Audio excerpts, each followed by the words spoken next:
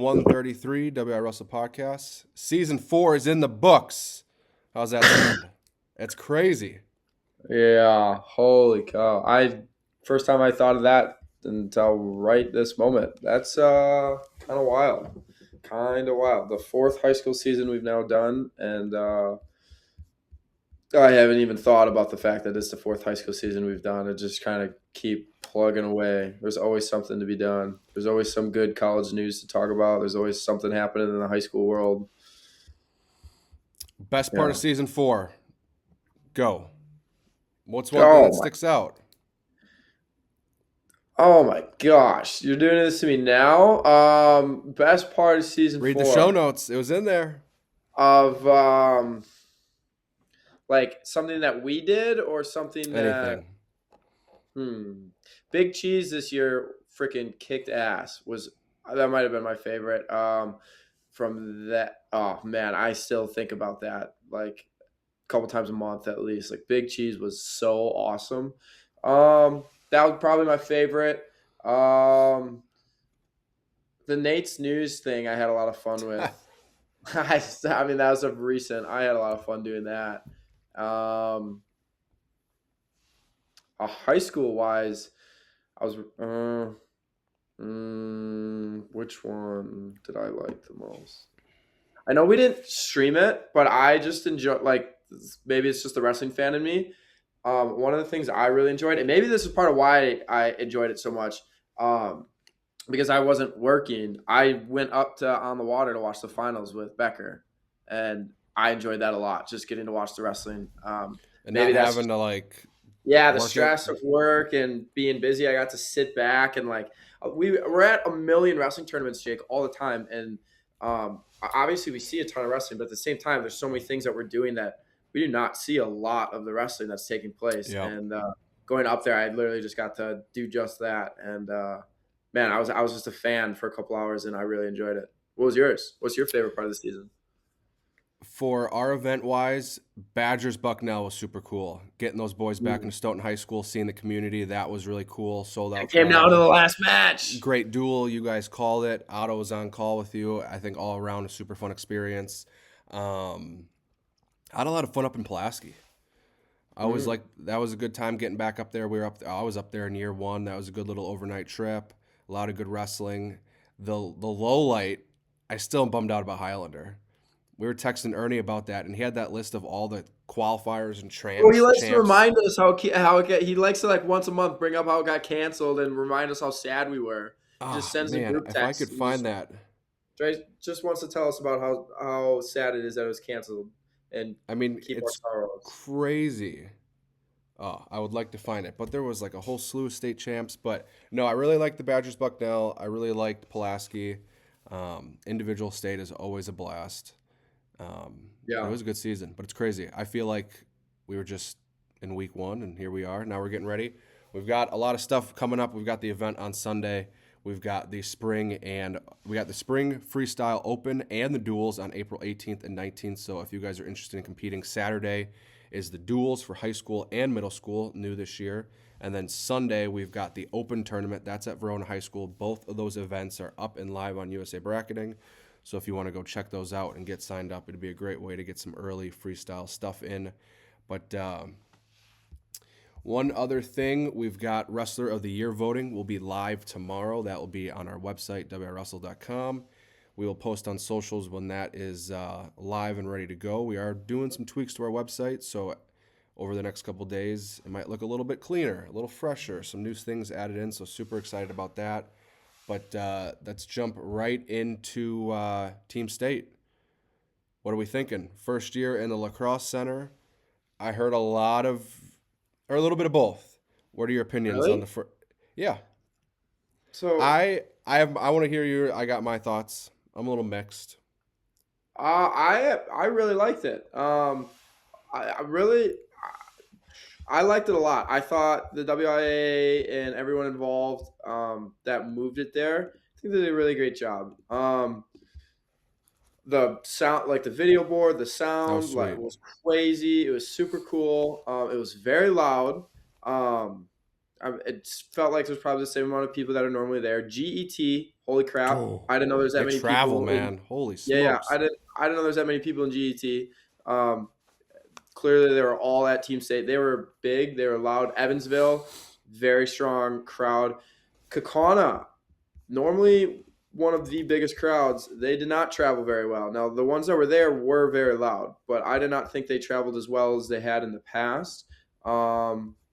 Coleman had, so for the most part, I felt like a lot of teams brought some really solid crowds. It didn't seem to affect the location. I know I was like, man, if there's one thing I didn't like, it was the travel, but suck it up, is Yeah. whatever.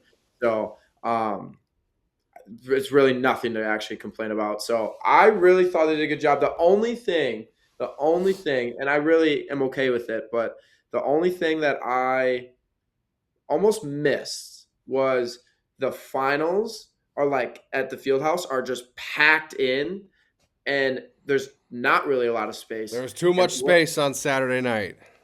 and I liked it. And I like when the finals are packed in. Now, from a media side, I loved having the extra space on Saturday evening, Saturday afternoon, because I was able to go anywhere and get Yeah. video during the finals, which was really nice. But having them just packed in there for the finals, there is something about that a little bit. I think I'll get over it. But I would not want to see like someone mentioned, they're like, well, yeah, they have the space. Should they do like a third place matches? I was like, absolutely No. not. Absolutely. No. Yeah. Yeah. So keep it with just the finals, keep what they're doing. Um, yeah, I thought it was good. It's a big venue, so I'd like It to is a see it big fill venue. up. You know what I mean? Yes. Like, because if you have a really big venue, you You know, need butts and you seats. don't want empty seats. You don't want Yeah. empty seats, and they filled a lot of it. But the ends, there's a good amount of empty seats. When they brought in those extra bleachers for the teams, it takes away from maybe where they were else were sitting. Yeah, so you got to get butts and seats. So I think putting a wrestling event at the same time helps. But whatever you can find to incentivize people to go is always a good time. It was fun though. What'd you think? I thought it was awesome. All for the venue change up until the finals. I Hmm. love the venue. I thought the new venue was great for a multitude of reasons. I liked Everything. when you walked out, it was like boom, downtown. I thought that was awesome. Plenty of things to do, plenty of options, good Agreed. parking, lots of hotels. Just it was fun. It was a new environment. I mean, Yeah, everything you from don't the have to athletes to compete with like a coaches. Badger game going on or Yes, something. and it was plenty of warm up space. You can move around. It just Yeah, felt a little bit more open.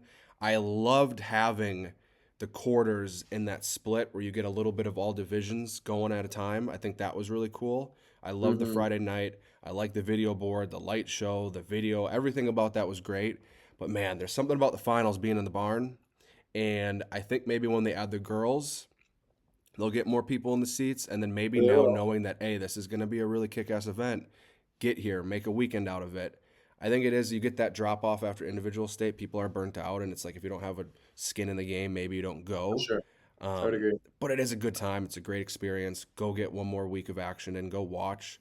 I thought it was cool how they bought the bleachers out for the athletes that competed that did not make the finals. I thought it was a cool touch. Yeah, the semis. Yeah, But it's I really agree. cool that they go out and like that video board wasn't that's not just in the lacrosse center. Like that's an added thing they added in. The light show, the speakers, like they do all these things to make it right.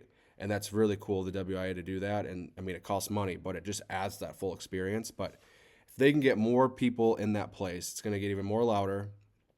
But overall, I am a fan of the venue. But there's just something about just the tightness of the championship round at the barn. But that could be fixed. Yeah, yeah, but I It's gonna like be it. sweet to So have the girls overall, though. I'm happy. What? It's gonna be cool to have the girls in there next year. Yeah, That'll be it'll interesting. definitely add to it. It'll definitely get loud Yeah, with the girls in there. Anytime you go to a girls tournament, it is so darn loud. it's very loud. But let's take a look at the brackets here. We do have the commitment coming up here soon, but we'll take a look at the brackets. Division One, kind of just the same old story. Kakana rolls into the finals. Bayport over Slinger on that bottom half quarterfinal. Holman over Muskego. And then Holman on a really good duel against Bayport in the semis. They win 37-34. And then Kakana Holman. Crazy duel. I feel like these duels are pretty quick for a lot of these rounds. This was the longest duel of the weekend. There was an injury, so hopefully that individual is doing good. But what did you think overall of Division One and anything that stuck out to you en route to the finals or the finals in general? I thought that bottom half was definitely like a little bit more of the meat grinder. That Slinger Bayport one, as you see, 41-36. Like, I know it didn't technically come down to the last match, but it, depending on where the draw would have been, it would have. And it also, I mean, it came down still to the end. Same with the next duel with Bayport and Holman. That was a great duel for a while. I felt like Holman was always in control, and then Bayport just kind of closed the team score there at the end. But sometimes it's just how it shakes out with where you're starting a duel and not. The finals was super exciting, actually. It kind of went how some people, including myself, had talked about. Holman kind of was getting it done where they needed to in the lightweights, and Got a scrappy lineup. they needed to win. I can't remember what weight it was. There was one weight that they needed to win early. They did not, and then they had the chance to almost, I call it, right the ship. Heavyweight, they needed to win at heavyweight, and that would have been, I mean, 31-26. Kakana got pushed. They absolutely got pushed. Yeah, I was just at heavyweight. I thought was it's like Jagger Jepson or something like that, if I remember his name right. Um, I thought he was gonna like neck wrench Nehemiah or something for a moment, and then he circled out front. And right before that, I was being told that he's front head is his spot. I was like, oh my gosh. It was a really great duel. I'm guessing Kakana has not been in a duel like that in a long time. They came out on top. But that's a duel where like you're definitely counting the points. We need to get a win here because we're probably not going to get a win here like late in the Yeah. duel. It was a great finals. It was a great the injury with the kind of the time and the wait time kind of stunk a little bit. You know, you don't want to see someone get hurt, but it was a good finals. It was a lot of fun. Holman was doing the class. I loved it too because you knew it had to happen. They were doing the classic stall and hold the hell, like hold on, just hold on, and they were doing what they had to do. That's the beauty of a team duel. Is like everyone has a role in a team duel. When it's first state title, it's all that matters, right? At that point, it's about doing your role. And they had guys out there that was the role was not to get pinned or the role was not to get tacked. And And the guy at it was 190 lived up to so that. fun to watch. That video of 90 pounder flexing after he didn't get pinned is one of the craziest things I've ever seen. Yeah, dude, that's what I'm saying. It's But just that's like team wrestling for you. I mean, there's haven't a lot seen a of duel like that in a while. I remember the old days with like not old days, but like a Stoughton and Kekana, and they had duels like that, and a Wausau, like where it would just come down to the end, and all that mattered would be like somebody just don't get pinned, you know. And it was man, it makes team duel wrestling. It's why it's the king. It's why it's the king for the sport. This is what I mean. Team duels. That's what grows the sport. Yeah, D1's an 100%. awesome thing. But that is Division One. Some great duels there. Jumping to D2, Evansville, man, you had texted in the group chat. They're a wagon. They rolled. They look so good. They won 56-19 over East Troy. And then St. Croix Falls over Osceola 34-31 in the quarterfinal. Coleman over Port Washington 50-23 on the bottom half quarterfinal. And then GET over Denmark 51-22. Coleman wins 33-23 over GET in the semis, and then Evansville wins 38-32 over St. Croix Falls in the semis. But Evansville forfeited the last 2 or 3 weights in the semis.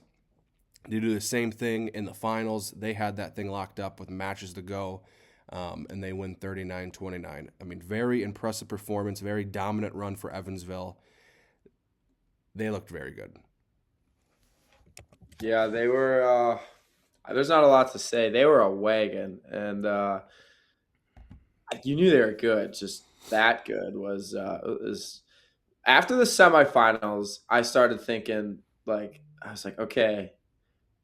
I mean, are they just gonna roll over or over Coleman then? Because they've got some really good guys, but after like, I don't know. And I mean that's what happened. I'm pretty sure what did they forfeit the last 1 or 2 weights, Jake? Just because they already had it locked up? They forfeited the last 3. Dude.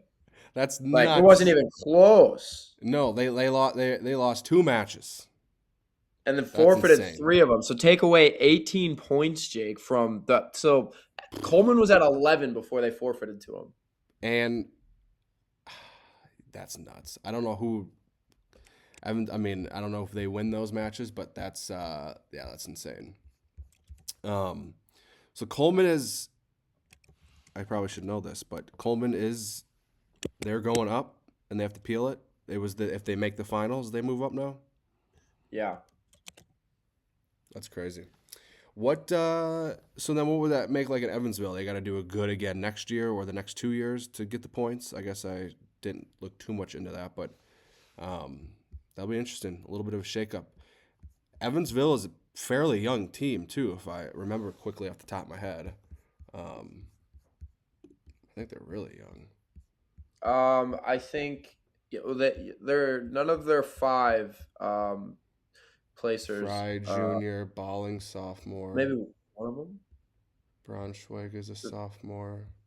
Okay, so then they're Crandall's all a freshman. Yeah, they're all young. Dang, they're gonna have a good lineup. Their heavyweight is a senior, but yeah, they rolled. They looked really good. Moved to Division III. Here we go. Waiawega Fremont was the 1 seed. They took out Glenwood City in the quarterfinal, 37-35. That was a really fun duel. Aquinas over Marathon, 45-30.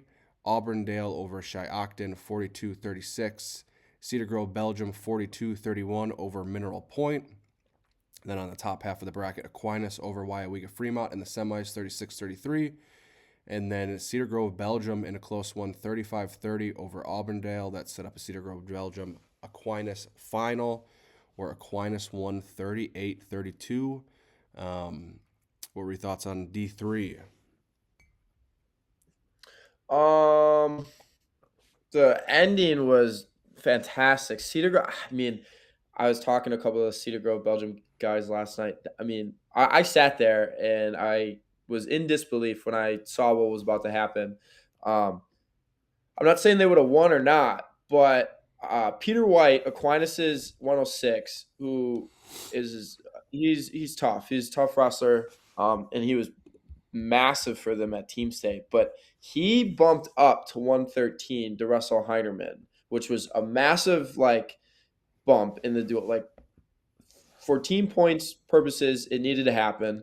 I'm trying to. Yeah, and so he gives up 3 instead of them potentially getting 6, right? So that's huge, but it comes full circle because Cedar Grove, Belgium did not have a 106-pounder to Which put is out there nuts. at the very last match. So Aquinas put out a JV guy. If Cedar Grove, Belgium would have had a guy, you would have had 2 JV guys scrapping for a Team State title, winner take all. They would have been the hero of the school. And they're on. It's the beauty of wrestling. It's the beauty of duels. Again, it's the beauty of duels. And I guess so. I asked them. They said they had a guy halfway through the year, but he just couldn't remain eligible on the team or whatever it was. So they didn't have him come Team State. But man, I mean they were. That's insane. I said all year, I said that watch out for this team. I said it all year long. I don't want to toot my own horn, but I'll toot my damn own horn because I sat on this all year long. I said, watch out for Cedar Grove, Belgium. I know they're not wrestling people, but they look like a tough team. We're going to find out. And, man, I mean, they really almost ran the gauntlet. But props to Aquinas. First trip, first title. Boom. Yeah. It was crazy. We've got interviews with Coach Stanek and Coach Weiler up on YouTube and Rokfin. Check them out. But, man, yeah. First trip. It was just awesome. I mean, D3's – I mean, the Waiawega duel with Aquinas in the semis, Jake, was just – that was a good one. Right. I mean, it played out. And so was Auburndale in Cedar Grove, Belgium. I'm not trying to – I am. I'm going to go ahead and take a victory lap on this one. Jake, in my last set of team rankings in Division III, Okay, you're looking at the bracket there. This is what I had. I had Aquinas 1, Cedar Grove, Belgium 2, Weyerwega, Fremont 3, Auburndale 4, Mineral Point 5, Shiocton 6, Elkhorn 7. Cumberland was the only team that I didn't have at Team State at 8. I think I pretty freaking nailed the Division 3 rankings. So all those people that want to say I don't care, I don't pay attention to Division 3, shut your mouth. You know how much time I got that in order. It's impressive. Yeah. Very nicely done. Spent a lot of time looking at that stuff. You're welcome. Do you think there should be, you already kind of said this, but some people said in the comments, I don't think a third place match would be beneficial. Oh, hate it. Hate it. I don't think it's beneficial at all. People, once you lose, it's like playoff, basketball, they go to state, right? They don't have they take the top 4. So you have semifinals, finals. They don't have a third place match, boys or girls.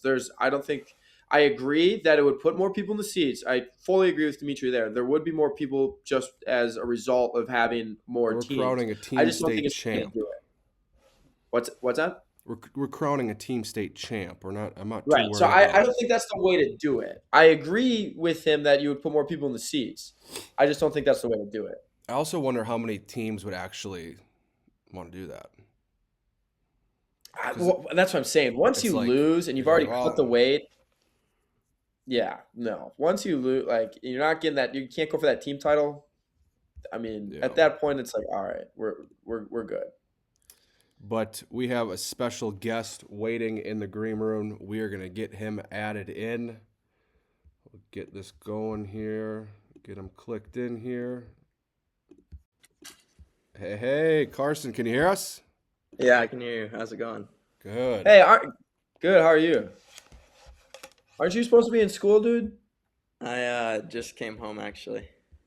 Oh, taking a little time to join us. Came home from school. Yep. Coach Tremel's he probably wrote your excuse to get out of class, I'm guessing. So, how are you, man? How long have you? Obviously, we're gonna get to it here shortly, but how long have you kind of been weighing on this decision? How were your visits? Where did you go for your visits? And you've been going through this process for like a full year now, or has this been the last 6 months? What's it been like for you?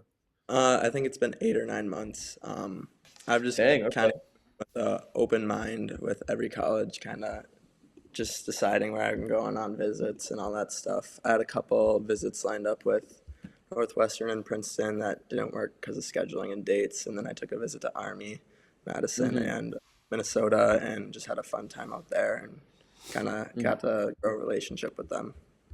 Gotcha. So is for your recruiting process, did it kind of speed up after you won state there as a sophomore, or was it more after like Fargo? I feel like it's different for everyone. For Jake, I think for him it was Fargo, but other people maybe it's just like when did the phone calls start coming in for you?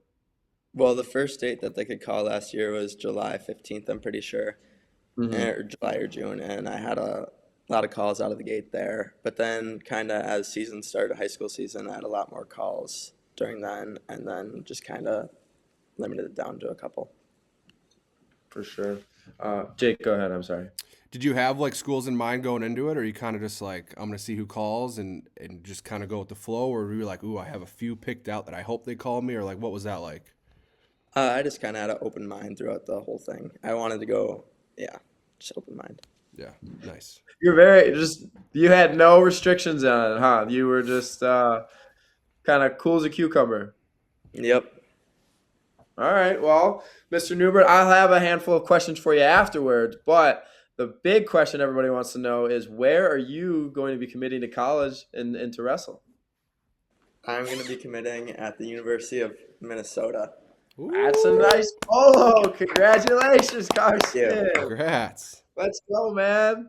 I didn't know. I didn't ask you. I say this every time. I did not ask you where you're going to commit, but I had a suspicion that you might have been committing there. What was the deciding factor? Why did you decide to go there? I just kind of had a great connection with the coaching staff. Kind of felt like home out there. Kind of like I had a family with the guys, and just felt overall like the right decision. Sure. Have you have you talked with them? I know obviously you just wrapped up your junior year, so you have a whole nother year of high school. Did you talk with them about potential weight classes or anything like that?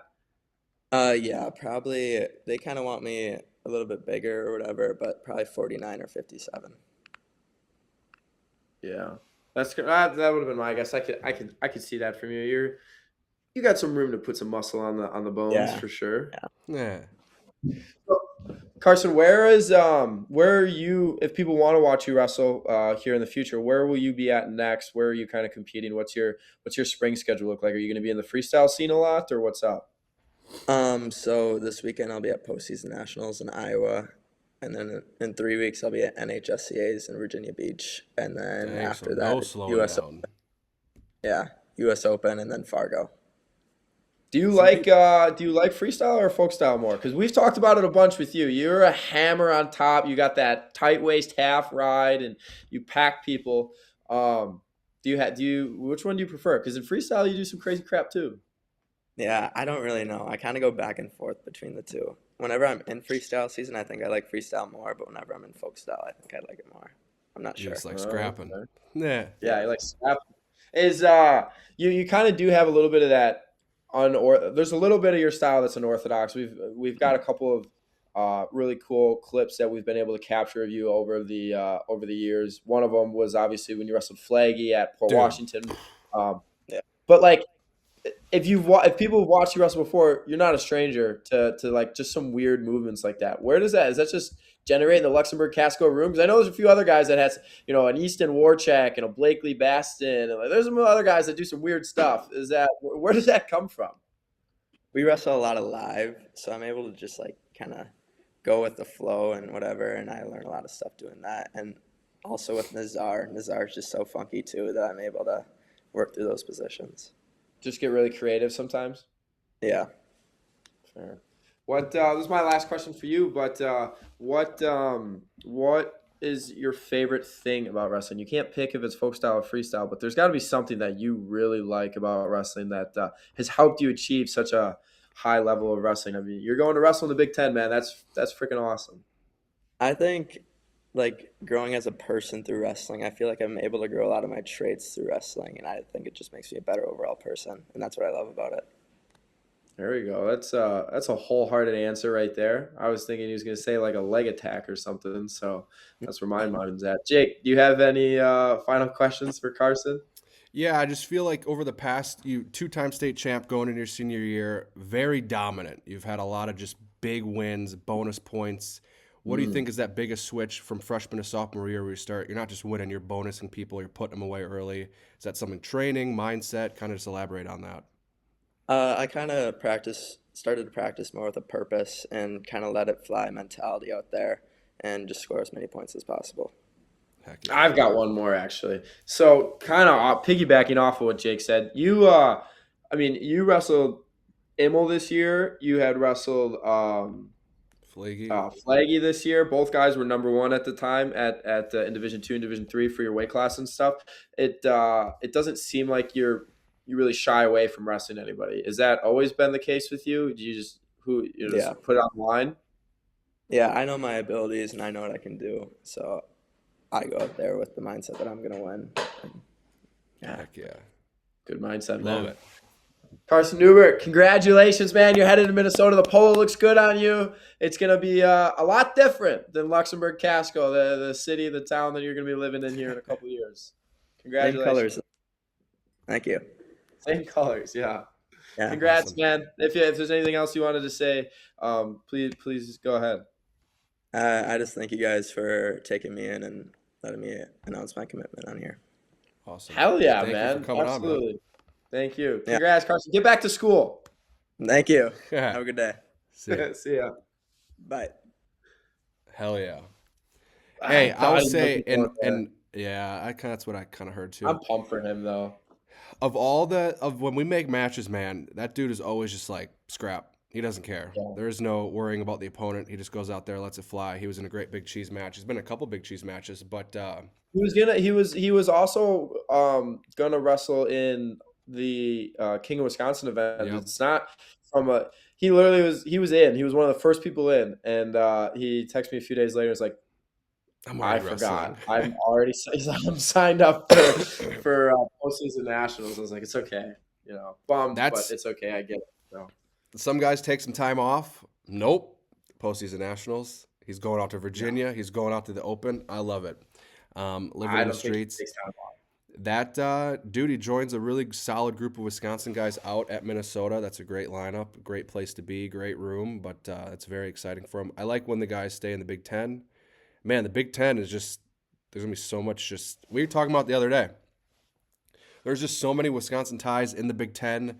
We've got head-to-head It's matchups. We've got, crazy. it's awesome. Watching the Big Tens was so much fun. But Did you see the uproar about people complaining about Big Ten getting so many allocations for college this yeah, year? but it's like, that's the best. Shut up. Yeah.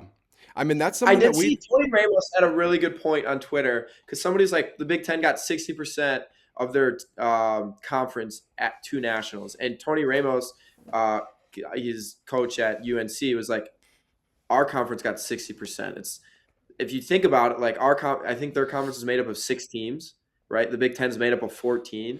Yeah, yeah, okay, but like percentage wise, they got what are they? The ACC. They got more kids there than the Big Ten did. yeah, It's like 100%. yeah, you don't numbers the straight up numbers you don't, but I mean, that was a big thing that we dealt with at Mizzou when we were in the MAC, dude. It was like there's a couple weights there where like you had to win your bracket, and you went yep. in damn knowing that. Like you were like, I got to come out on top here. But then obviously going to Big 12, much different story. But that's just the nature of the game. I mean, look at some of those Big 10 brackets. I mean, it's insane. It's nuts. But dude, I've been hearing a lot of rumblings about this, a lot of chatter on the streets. I don't know if you've Yeah. heard There's some we talked reliable about this, sources. that I've heard it from 3 different places, Jake. 3 non-connected places, and all very reliable.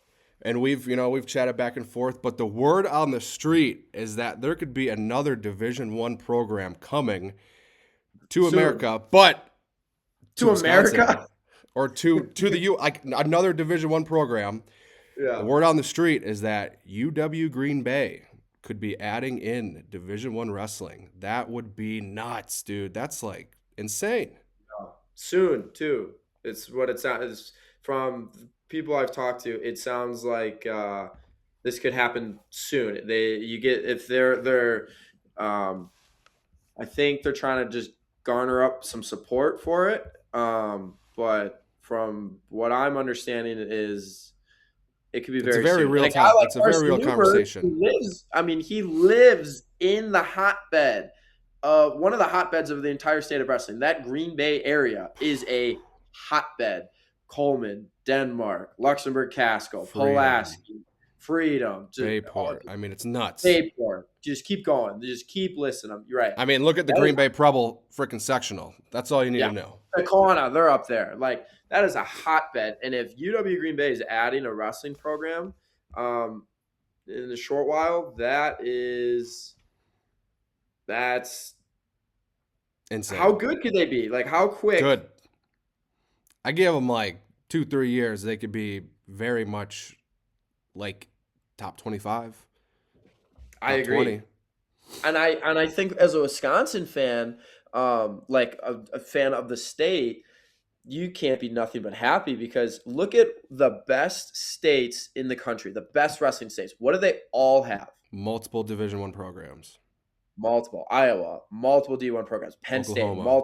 Pennsylvania, multiple Division One programs. Oklahoma, Ohio, like they all have multiple D1 programs. There's no coincidence. It'd be so awesome. I mean, there's a short list of people that I could rip off the top of my head that have gone on into college that have a great success. I mean, you've got Barnett, Clark. There's so many people from that area. You could go years back too. I think you get a team like this in with a fresh coach and like a young guy, you might be able to pull some people back right away. I mean, you don't even have to think about like that initial recruiting class. I'm sure there's a couple kids that are out and about within the U.S. that would come back home and compete. Yeah. Because there's something to be said about you're building something. And I know like way back in the day when Ben went to Mizzou, it was pitched as you're gonna build this program, and you kind of feel like a sense of pride in that. And I think that could be a big selling point. But man, if they can get the donor money, and I'm sure and I heard that the AD is a wrestling guy, so that's a massive step in the right direction. But Yeah. that's super exciting. I mean, could you imagine having two D1 programs? Woo! A little I would in-state love it. brawl between Green Bay, Wisconsin. But it's It just would be insane to awesome. think about just the status of wrestling between we have great Division III programs. We've got a great D2 program. We've got many women's programs. Like the state is in a really solid spot. So really excited about that. But hopefully we get it'd be interesting. Aren't they the Phoenix? I think they're the Phoenix. UW, Green Bay. I think so. Yeah, A I little think so. green, and I think they're like green and like maybe a darker blue color. That'd be interesting. But Man, that's that's just I am pumped thinking about that. That's good for Wisconsin right there. yeah, it's awesome. I'm It does excited. sound like they are very much wanting to make it happen and are planning to make it happen. It's just timeline could be um, altered. It sounds like based on kind of what kind of support they can drum up here. Yeah, but let's take a look at. Well, before we do that, shout out Combat Corner. Combat Corner is going to have some sweet T-shirts and some sweet singlets for our competitors this weekend. So shout out to them. But as you guys get into the freestyle and Greco season, if your club, you guys need shirts or warm-ups or singlets, whatever you guys need, they've got it, in addition to shoes. And they got a bunch of awesome Combat Corner gear on their website, so check them out. You can go to our website, click shop. It'll take you right to Combat Corner. Make sure to check them out for all your gear needs. But, dude, as long as we don't get the 20 inches of snow that's forecasted, we're in for a huge treat on Sunday. King of Wisconsin plus Queen of Wisconsin. We got one super match. Woo! I'm excited. But Yeah. I have so many different thoughts can on this. people just be excited for the damn event? Oh my gosh. If I get one more I didn't know you were going to text say that. That was or one of my email thoughts. or call or DM, I'm going to lose my mind. Yes, we have reached out to all the champs, but all the champs can't compete. There's vacations, there's injuries, there's weight issues, there's something, there's school. I don't know. There's a lot of reasons. We put together the best matches we can. We kept theme, They're great matches. I cross didn't know you were going to division say all this. matchups. Dude, I didn't know you were going to say all that. why is it at Kettle Moraine? I don't know, because we put it together in 3 days. Also, I'm not putting it up north. This is the fastest selling event we have ever put together, minus the Mizzou UNI duel. Granted, we had 2 national champs coming back home. But I mean, think about that. This is the most tickets we have ever sold for an event. The people are excited. I'm excited. You crushed it with the matchups. Shout out to the athletes. But man, a lot of people, man, they're like, why is this? Why is that? Just taking some good wrestling. It's gonna be some great Well, matchups. I'm gonna put the location thing to bed, guys. Jake and I both live here. We're not going to plan an event at a high school that we can't test anything, and We're boots on the ground. the amount of equipment that we take to these events to set up is not a little bit. It's a lot. So to travel that, I think most people understand that. Yes. I'm really excited. There's always some people that aren't able to compete, but I'm really not upset about that. Because we got some banging matchups. There's Look at some. that. I mean, every single person on this card, except two. I'm trying to think. I think except one or two. I'm trying to do this off the top of my head. Was in the state finals or a state champ this year. It's Everybody but Garcia. no, he's in the finals. Oh, that's right. He had that crazy final. That's right. I think Larson is. He was a third place finisher. I think everybody else was in the finals or a champ. Maybe Kleinschmidt was in the finals. Maybe Hanky. Yeah. Anywho, it is a really good card.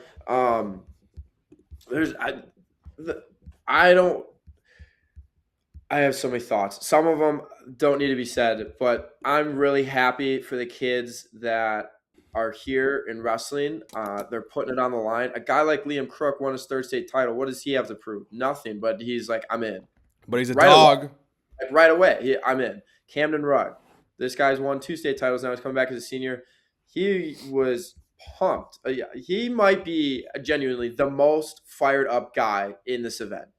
I get texts last week. I got a text from him every day about this event. He's just fired up to do it. He's so excited about it. Kellen Wolbert is going to D3 Nationals in Iowa this weekend Yeah. to watch his brother, and he's like, I don't think I can make it, but he kept wanting to be in, and he told me originally he's in, and he's like, I have to go to D3 Nationals, and then he's like, well, I really want to do this. He's leaving. Like, I don't know what time he's leaving, but he's leaving to make sure he can get back for this event in time. His brother's wrestling at like sometimes, you take a weekend. No, he's like, I want to wrestle this event. So he's hustling back on Sunday because he wants to wrestle here. Liam Richards, Hawk and Peterson, right? Like Liam Richards, state champ this year, first time. Hawk and Peterson wins 4. Hey, Liam, do you want to wrestle? Yeah. Doesn't even ask me who he was wrestling. His coach had to ask me who he was wrestling. He didn't even care. It's this matchup is just full of dogs. Ethan Immel, it's just everybody in this lineup. And I love it. And then maybe the most dog move, Jake. Taylor Whiting. Taylor Whiting going up a weight class to wrestle another state champ. And not just another state champ. A girl that took out a top 5 wrestler who's going for a 3rd, and Dalen Coney's also nationally ranked. Well, Angie's not in the top 5, but yes, Angie top 12. Nationally ranked, yes, and Cody is also yes. She's going up to wrestle a nationally ranked girl that won the bracket above her. That's freaking sick. Yeah, it's sick. It's very awesome. I'm very pumped up for this whole thing. I don't know what match I'm most excited for. Maybe Ari Christopher, Bussin, Immel, maybe. I don't know. I'm very happy. I'm very excited for this. This doesn't happen without the kids wanting to scrap and do this. I know people are saying the D1, D2, D3 duel. I would love to get something like that going in the future. It's right now, going to be logistically we got impossible. banging matchups, and we got guys ready to scrap right away. And I'm pumped, man. This is bonus wrestling. This is not supposed to happen. So shout out to the kids, like you said. There's a theme here. The best want to compete. They put it on the line.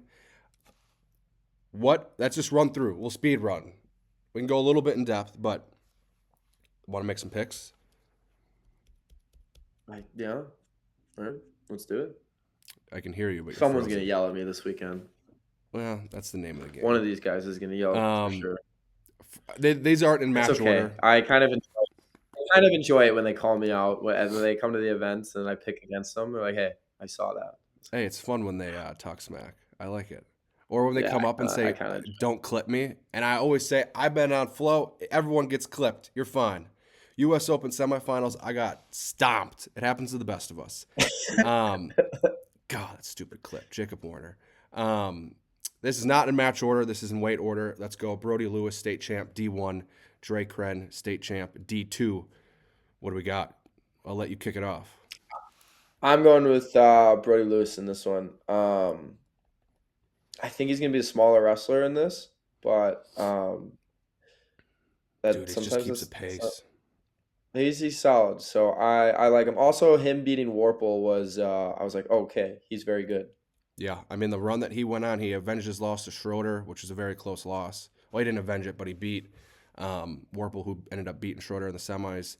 I'm also going Lewis at 113, you could say. We've got Rugg, the D1 champ, versus Garcia, who is the D2 runner-up, who was in that crazy match with Holzer. It was 10-9 after the first. A lot of takedowns. I'm going to go Rugg here. Yeah, he is as a freshman is not afraid to let it fly. Yes, he take out returning champ in the quarters. Yeah, he's not afraid to let it fly. So yes, Cam, I pick Cam as well, but I think we're going to see a lot of fun exchanges. Yeah, I think a few. There could be a few of them in here. Yes, that's kind of my thought too. Moving up, we've got Zan Veal, the D1 champ. Man, did he look dominant in the finals with the tech, taking on Gavin Slark, if I remember correctly, the D3 runner-up. What are we thinking here? I'm going with Zan, man. He went freaking crazy at the state tournament and winning that bracket, and his finals match was insane. I think he's rolling hot right now. I would agree with that. I will also go Zahn or Z-Pop, as some call him. We've got Desmond Severson taking on the D3 champ Martez Sheard. Sheard's been looking really good.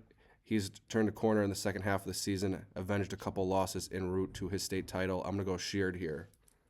Same. Sheard was bullying people at Team State. It was kind of funny to Yeah. watch. Sometimes he'll like sit back and then wait till he gets on top, sort of thing, and he's not overly aggressive. But I think he knew his team needed him in big ways this weekend, and he was like straight just bully mode, and it was very funny, fun to watch. I don't think you always see it from him, but the whole weekend was just Yeah. like ultra aggressive, and he has the ability to score points like on top, on his feet. It's just sometimes if he wants to pull the trigger or not. Yep. He's kind of got a little bit of Neubert in him where he can do some weird stuff at really any time. When he puts the pedal down, he's very dynamic. We've got the D1 runner-up Bustler taking on the D3 runner-up Carey, who what are we thinking here? I got Bustler in this one. I think it's going to be a great match, though. I'm going to go with Carey then. I don't want to pick the same as you, and I do think this is one that both guys are going to be – I think this is a neck-and-neck match the whole way. I don't think either guy blows the other one out of the water here. I think this goes down to the wire. You got the height of Carey, but Bustler is very explosive, can wrestle hard for 6 minutes. I think it's going to be a great bout. This one, I think I'm most excited for this one. We've got the D1 champ, Aiden Ari. The dude just knows how to win. He was in some crazy battles to get to his state title. And then we've got the undefeated champ, William Christopher, came in as like the 4 seed. He comes out on top of that bracket. He was like 57-0 on the season. What do we got here? I'm going with see, I always pick Aiden Ari, but I'm going to go with Christopher. I think one more match and he stays undefeated. I know this is exhibition matches, so it doesn't actually count on his record or anything like that, but he is so solid and he doesn't fade. And Ari can play. Ari starts slow, but he just is a snowball rolling downhill. By the end of a match, he is a force to be reckoned with. But Christopher's positioning and that he's in good shape, I think will be enough to kind of tame Ari there, especially from the third period when his sprint is not 30 seconds but 2 full minutes. Ari's kind of like Shane Van Ness, where he's giving up some points, but he's always finding a way to come back. But I don't think you're going to be able to do that against Christopher. Good defense, like you said, holds really solid position. He wrestles a hard 6 minutes. So I've got Christopher as well, but I think this is going to be one of my most anticipated matchups. We've got the undefeated D3 state champ out of Partyville, Carson Bussin, the sophomore, taking on 2-time D2 state champ out of Kewaskum, Ethan Immel.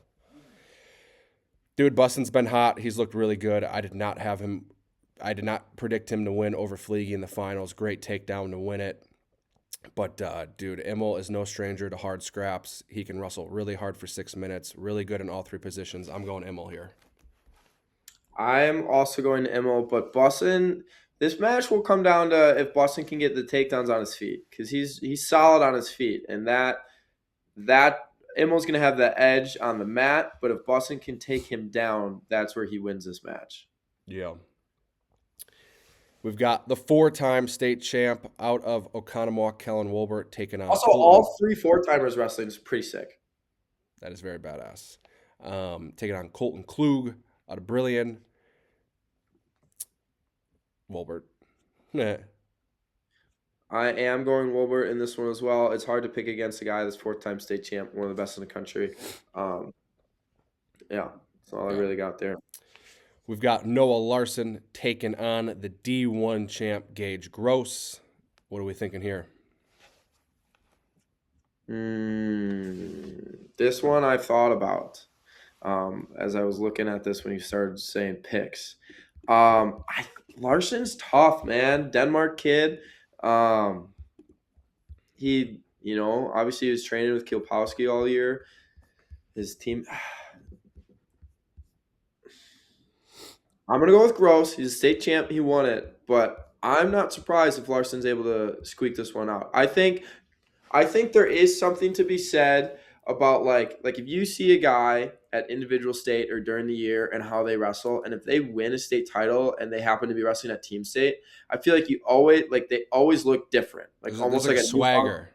Swagger, Like you newfound said about confidence, Sheard, a little bit of, a little more oomph. newfound confidence, new swagger to them, whatever it is. And I thought that a little bit about Gross, watching them in their duel against. And I understand it was one match and whatnot, but I just feel like it's kind of not just him, but in general, you kind of see that happen, and then they almost take another little jump because they found confidence in themselves, like, holy crap, I can do this, or I just did do this, like I am that guy.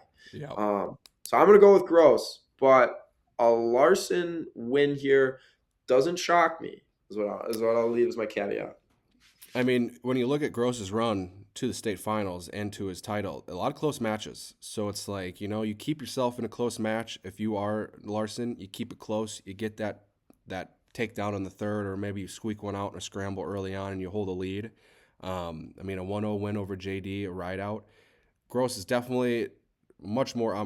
We've seen him at the Duff. We've seen him, but now he's really cemented himself as, hey, I'm here. I'm a champ. I'm going with Gross, but until I see a little bit more dominance in those wins, you keep it close. There's always a way to squeak one in if you're Larson. We've got Richards, the D3 state champ, taking on the 4-timer out of Dodgeville, Hawken Peterson. I will be going with Hawken on this one. But yes, you've been very high on Richards. I was telling Richards this. He I was doing the size test standing next to him. I don't know if you know Liam, Jake. Obviously I do. He looks bigger than me. I was telling him this the other day. And then Garrett Kaczynski's like, yeah, he's filled with air. I was like, thank you. That's what I was kind of thinking. He's like SpongeBob, his forearms, his biceps, he looks huge. And you look at him, you go, how the hell do you make 165 pounds? And then he just lets out a little air before he weighs in. He's like, we're the same size. I'm like, yeah, we stand here and we're the same size. I weigh 180. I'm like much denser than you, but I don't look like you look like you're bigger than me. So I don't get how he makes the weight, but I'm just saying. I don't even know where I was going with that. Liam is just he's a big kid that clearly isn't a big kid. I don't know. I mean, there's always a few of those guys who are like, how do they make it? Ryan Deacon, 157. Yeah, he's how does he make it? In my Jaden Cox, 197. How did he, it's just like, geez, they look huge. This matchup I'm very excited for. We've got the 3-time D1 state champ, Liam Crook, out of Kaukauna. He is heading to Virginia next season. He'll be taking on the sophomore out of Evansville, Tom Heiser. What are we thinking? I'm going with Liam. I think he is, at this point, he's the top dog until proven otherwise. I think it's hard to predict sometimes Liam's matches because Liam is he is so good, but it's almost like if he wants to turn it on, then he smashes people, right? And sometimes he doesn't. Yeah. Tom Heiser is a guy who doesn't care who anybody is. He's going to wrestle single hard. Single leg shelf. He's going to come forward and wrestle hard for as long as it takes. And I think this will be a fun match, but I am going with Liam on this. Yes. I've got Crook. Very similar thing to you until someone takes him out. He is the top dog for a reason, 3-time state champ. But every time I watch Heiser wrestle, it's just like, this dude just goes. There's no stop. I'm anticipating he's going to get to the legs at least a couple times. The big thing is he's going to be able to finish on Liam. I don't know. I think unlikely. Also, is Crook going to be able to ride him out? He's so damn good on top when he commits to that ride and that tilt. He's one of the best in the state.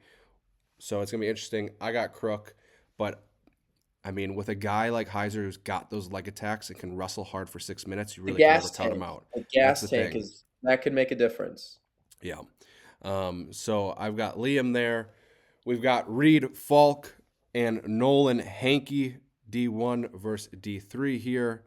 Man, I've been high on Falk all year. I'm going to go Falk out of Middleton, the D1 state champ. He put together an undefeated season, was very dominant all the way through the finals, multiple major and tech fall wins over some of the best guys in the state. I've got Falk here. I do too. I think I think he's very good and he scores a lot of points. 215, we've got the D3 state champ Toya Ragaz taking on the D1 runner-up Nico Kleinschmidt. I think it's Toya Toy. Ragaz? Toy? Toy. I I think don't it's know. Toy. Toy? I'm going to Toya? ask I don't him know. Sunday Well, to clarify. good. I'm going to go Ragaz here. The dude can scrap. I love that D3 final. The Matt return. That might have been the best all, final of the entire tournament. Heard Big guys the whole again. town of Madison heard that Matt return. The cradle too. The cradle was nuts. I was like, oh my gosh, Simmons is getting out. So I got Ragaz here. Kleinschmidt, very tough. Wrestled a very tough McCoy Smith in the finals. But I'm going Ragaz here. I think this one comes down to the wire for both guys. I'm gonna go Kleinschmidt just to I want to be on a different side of coin here, and like I said, I do think this match comes down to the wire. Give me Kleinschmidt then. And then heavyweight battle of state champs. We've got D1 Hartford Union's Aiden Gralke taking on Kale Leisking out of Seymour. This one happened at the Fond du Lac finals. I believe a turn from Leisking put it away, but it was close up until that point. It was literally 1-0, just an escape from Kale in the second period, and then he was on top in the third. If Gralke can just kind of hang out and win a position or two and not really rush anything, use your size, use your strength. The dude is massive. I mean, we saw that crazy semifinal with Leisking, and he came from behind, and the dude looked like he was 180 pounds. I'm sure he was 250 pounds. Leisking's just that big. But I think if anyone can match the physicality of Leisking and the size, I think it could be Gralke. You just got to win in the positions you're good in. I mean, that being said, I'm going with Leisking. But I think this could be a closer match when you look at that box score. It was 1-0 before he got pinned. I think it could be easily flipped, but I'm going to go Kale here. I do think it's going to be a very close match. I think this time I don't think there's going to be a pin or something like that. I think it's going to be a close match that's going to get decided on their feet, whoever gets a takedown. For a little of excitement, a guy that would definitely not be afraid to say something to me, Mr. Kale, I'm going to pick against him and go with Gralke, even though Gralke lost. Yeah, I think it comes down to a takedown. I think this comes down to a takedown on their feet. I don't see either guy getting a pin or a turn this time. So, Gralke, I think he's playing football in college, so this may be his last match. Talk about a guy that didn't need to do this, right? He could have gone out on top. Now he's putting it on the line. He's holding the line. He could have gone on top, D1 state champ. I don't know that he's wrestling freestyle or anything. Like I said, I think he's playing football. So if he's not doing freestyle, he's like, all right, one more. Who cares? Win or lose. It's funny. I was talking to Parker now. I'm like, what position does Gralke play? And he's like, he played everything. And he was in the game to go to playoffs or whatever. They were on the 1 yard line. And he said, the dude ran right into Gralke. He didn't even try to tackle him. He just picked him up and pulled the ball out and just ran it down the field. I was like, that's a very Gralke thing to do. He sounds like just an absolute monster on the field. But, I mean, yeah, going to play football, no business needing to do this, but he's just ready to compete. So shout out to him. That will be a great heavyweight matchup. And then the queen of Wisconsin, the 4-time state champ, Adelina Taylor Whiting, going up a weight to take on undefeated sophomore state champ Dalen Cody. Going Whiting here, number 1 in the country, top 20 pound for pound of all the females, but a little bit of size advantage for Cody. She's looked really good at state, had a big win over Bianchi in the final, but Whiting's hand fight and leg attacks, just a little too much.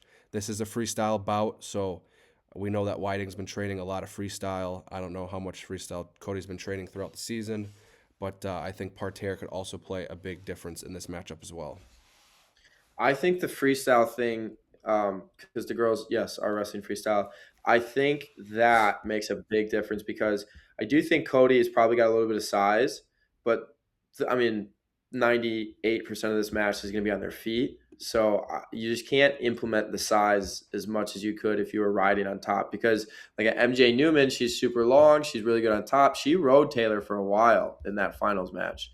Um, and I think I would have felt differently if Yeah. a little bit at least if this was folk style. Freestyle, I'm also rolling with Taylor Whiting. She's a Fargo champ, who's #1 champ. Um, 2-time. yeah, she's a beast. So I'm going with her. This is also though I would say Emil Bussin, Christopher, Ari, and then Whiting Cody are probably my 3 most anticipated favorite matches of the thing.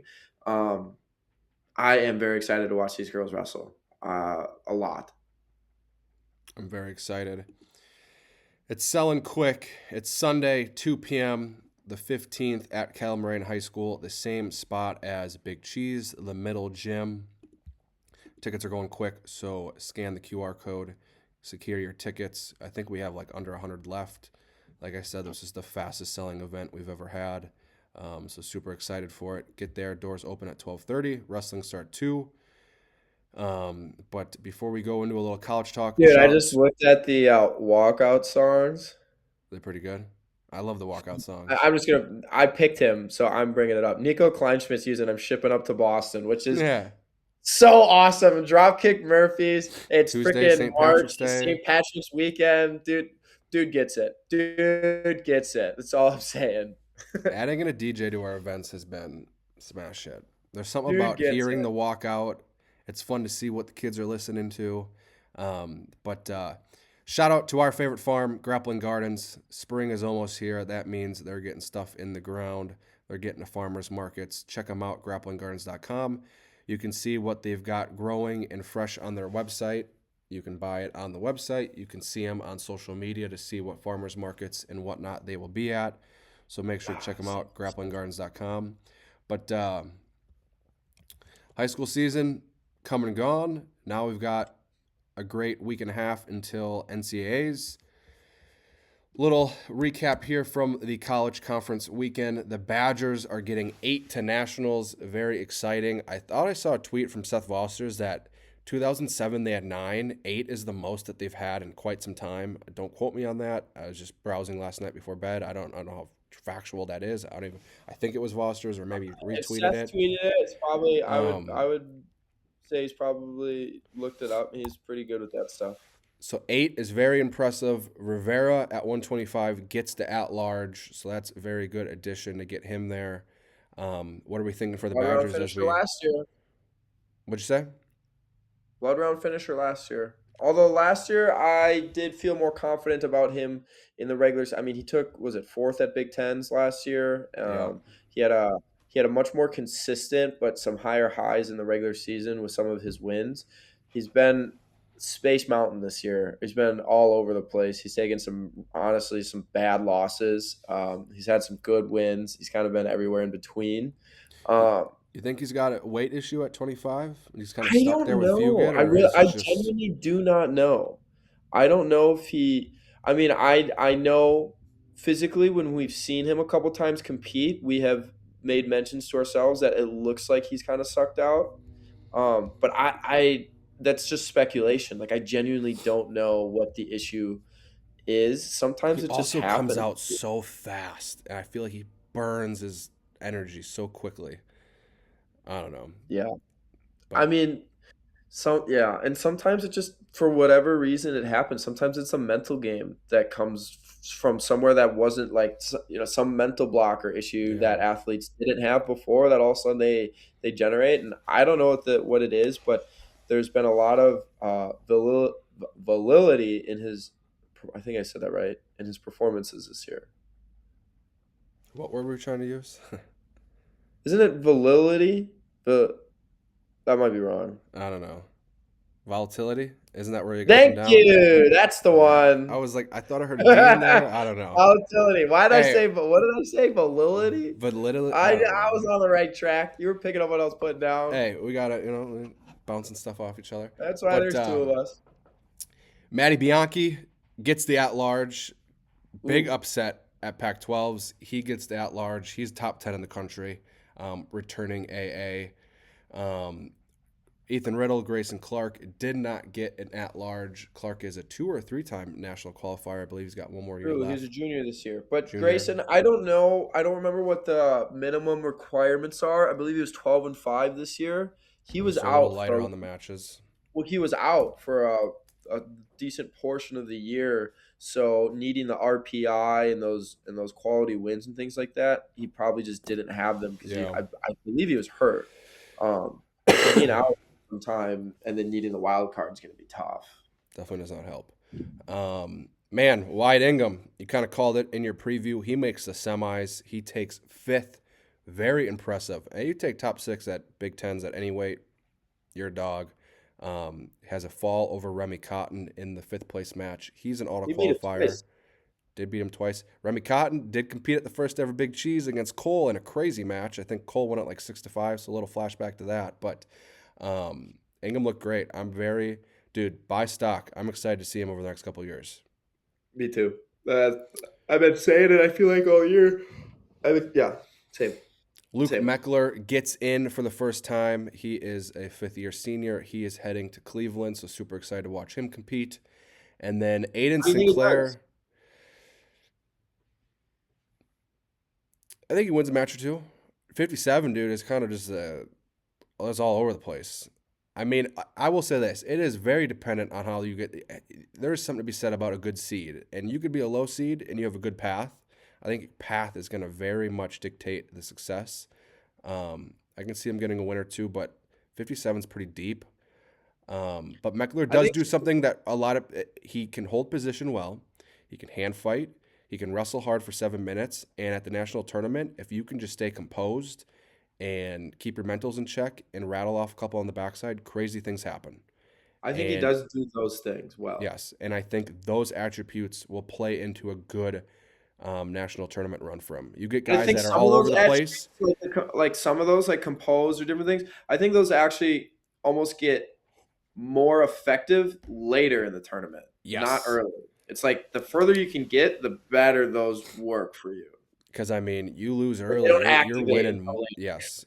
It's a long 3 days, and if you can just stay cool and calm and collected, you're going to be in a really good spot. So I think he's got that ability to do that. But Aiden Sinclair, Mizzou, he is your champ. A dominant performance over a ranked opponent in the finals, 8-1. He has one loss on the season to Ferrari, which came at the National Duels Invitational in like ultimate tiebreakers. We were talking about this. I think he's going to be a 2 seed, maybe a 3. It'll be interesting to see how that 184-pound bracket is seeded because he's beat McAnally. Welsh is undefeated. You throw Ferrari in there, but he medically forfeited out of Big Ten, so he was an auto qualifier at 8th. It's going to be interesting, but very excited to watch him. Dude, of all the 84s. It's going to go Welsh, Sinclair, McAnally. Ferrari's going to be put in there somewhere. He might not even be 4. He might be further down. They might have – there's a possibility that all 3 of them end on the same side. And that's going to be one of those nuts quarterfinals, I think. That could be like, man, you don't want to draw Ferrari. If it happens, yeah. Where people are going to be pissed.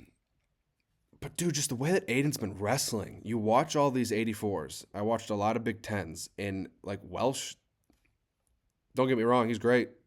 But, like, Aiden's scoring points, and he's wrestling hard through every position.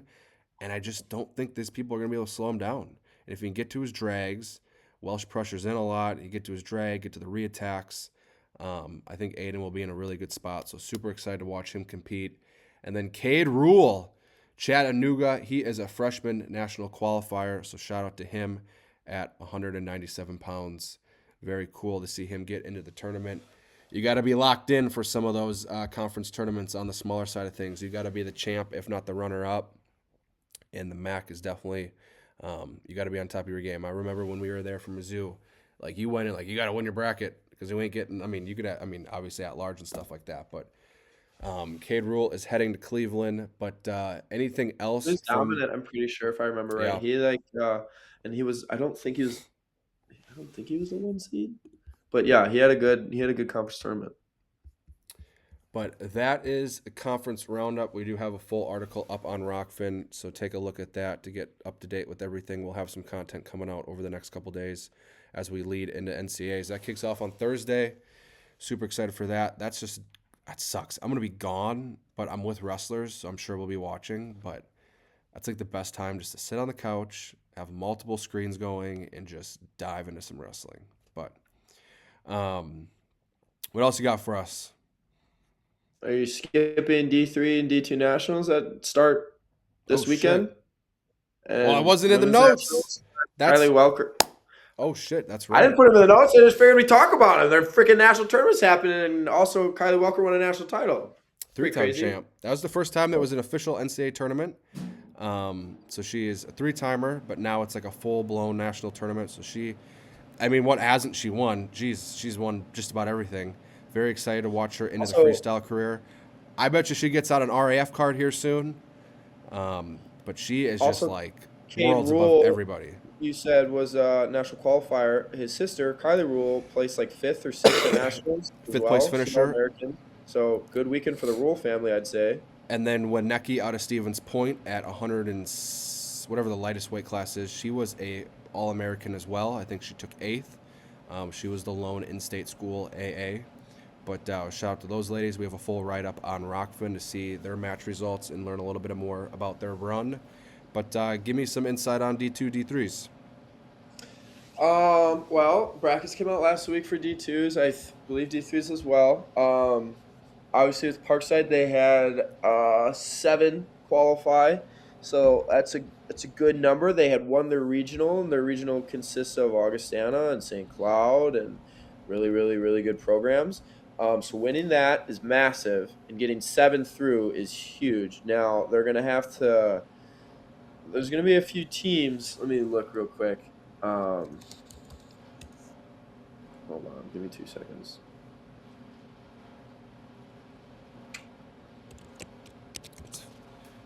NCAA Division II. See what else we got for. Does that start tomorrow? Or is that a 2-dayer? 2-dayer, Friday, Saturday. Central Oklahoma's got 8. They always have a bunch. Gannon's got 9. Grand Valley's got 8. Lander's got 9. A couple of them are in some easy regions. 9? Who's the number 1 team in D2 right now? Oklahoma Central?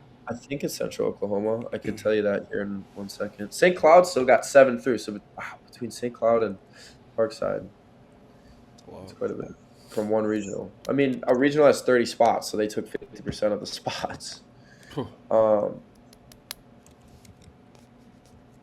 Let's see. The number 1 team in Division II is team ranking. Gannon.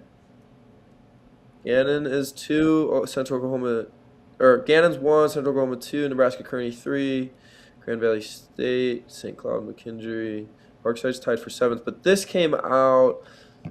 Oh, actually, this came out a few days ago. So Parkside's draw. I was looking at brackets. They got a lot of guys that are like, they're on the top half. They got a couple that have the pigtail match, but then they got like Corrigan's the 4 seed. He obviously would have the 1 in the semis, but like I know he would match up with Central Oklahoma's guy in the quarters if they both won. So that is like not only a big match, obviously, for Corrigan to punch the ticket as a for sure All-American, but as like a team race standpoint goes, Central Oklahoma is one of those teams that you'd be competing with. That's a huge match there. So they've got a few of those type matches. Easton Warchek has been having a solid season. I know he's, I believe, also a 4 seed if I remember right. I'm double checking. Yeah, he's the 4 seed as well. And then Gabe Johnson, who's a hammer, he's the 1 seed from Central Oklahoma. So they're definitely not the favorite to win the title, but when you have 7 there, you are certainly capable of having a big weekend. But it starts by just getting like round 1. Got to start winning matches round by round. And they have a couple of those pigtails, like I said, so that is like huge. Because a couple of those early, like you don't want to lose those pigtail ones, you know. Jalen Spieler though, the 2 seed, he's pushing for a national title. He was number 1 at one point this year. He lost to the number 1 guy in a good match. So he is certainly capable. Brody Hemauer, again, on the top half as well, is the 8 seed. He'll have the 1 seed in the quarters. Parkside will They don't have great draws, but I think all their guys are capable of the big that big win, and it's gonna for most of them. I think it's gonna they're gonna have to get it before the finals, right? Like obviously the Yeah. finals, that's you win a national title, but they don't have, in my opinion, I don't think they have great draws. Just obviously being on the top half a lot, but you got to beat that guy at some point, sometimes. So, and I do believe that the guys on their team are more than capable of beating the number one guys. Yeah. At all, they just have it a little bit. And then lacrosse, I know, in the D3 side of things, Stevens Got Point 8. qualified 4, which is really impressive. They honestly could have got 5. They didn't. They could have got 5. Palladino, he didn't qualify, but he would have been the 5th most likely. I believe he got hurt. So they had a good regional. They should, they'll do a decent. They're not obviously pushing for a national title with 4 guys at nationals, but that's good. Platteville got 1. Lacrosse, I believe, got 8. They I'm did pretty get 8. certain. So they're gonna have a busy weekend ahead of them with their team. I'm just gonna look and see real fast what other teams have the most. Let's see. So there's 10 from Augsburg, and Lacrosse got 8. Loris has 7. 9 from Roanoke. Springfield 6. 9 from Wartburg. So Augsburg, Wartburg, 10 and 9, and then Lacrosse with 8, and one other school with 8. So if you have 8, just like if you have 7, you can certainly do some damage. But Augsburg, Wartburg will be in the driver's seat probably. Well, when things start off, at least. I don't know. I'm just gonna follow along. I don't know the D3 landscape as well, but I will be watching a lot of D3 and D2 teams this weekend. Oh, yeah. A lot of my Friday Saturday will be for me.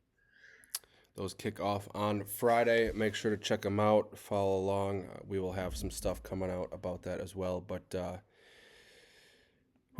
excited for Sunday. Hopefully this weather stays away. Make sure to get your tickets. That has been all over our socials. All the matchups have been announced. Obviously, we just went through them. But anything else before we sign off?